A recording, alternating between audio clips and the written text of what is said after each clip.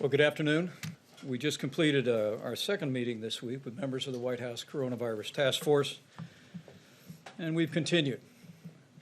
We've continued to be on the same mission we've been on throughout the course of this year, and that is to save American lives. As we gather here today, with cases and hospitalizations rising across the country, President Trump directed us to host this briefing to describe the ongoing work of our task force and our partnership with state and local officials and our partners in the private sector to continue to put the health of America first. In May of this year, of course, as the President spoke last week in the Rose Garden, we launched Operation Warp Speed, focusing on accelerating the development, the manufacture, and the distribution of a safe and effective vaccine. And you'll have an update today on the progress from two of our leading experts and those that are coordinating Operation Warp Speed. It is the position of this task force, of this administration, and of the CDC that we do not need to close our schools. At no point in this pandemic has the CDC ever recommended closing schools. And the more we've learned about this virus, the more it's simply affirmed that. Thank you, Mr. Vice President. And it's really a moment that we want to call on every American to increase their vigilance. Really, in this moment of bringing people together, to really limit interactions indoors to immediate households when we see this level of community spread. Behind this level of community spread is a lot of asymptomatic cases. We need to actually double down on the public health measures as we're waiting for that help to come, which will be soon. We'll be getting vaccine doses into people at high priority at the end of December.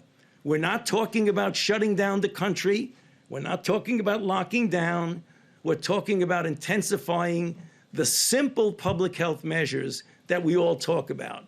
Mask wearing, staying distance, avoiding congregate settings, doing things to the extent that we can outdoors versus indoors. If we do that, we'll be able to hold things off until the vaccine comes.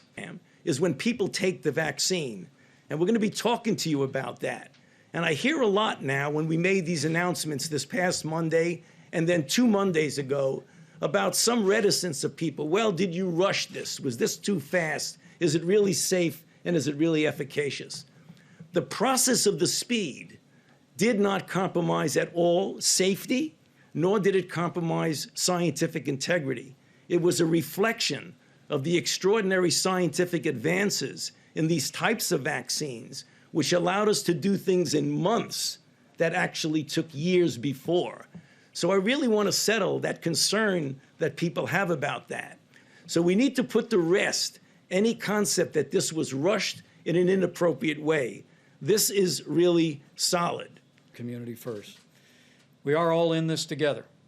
And as I've said many times from this podium over many, many months, I know that with the cooperation of the American people, with our incredible doctors and nurses and first responders, with the extraordinary partnership of federal and state and local health officials, and with God's help, we will get through this, and we will get through this together. Mr. Vice President, Thank you all. Mr. Vice President, you are going to take questions, aren't you? So are you not hurting the trial? Are you really not going to take questions? All of you need to answer this. Why is the federal government... What is going on?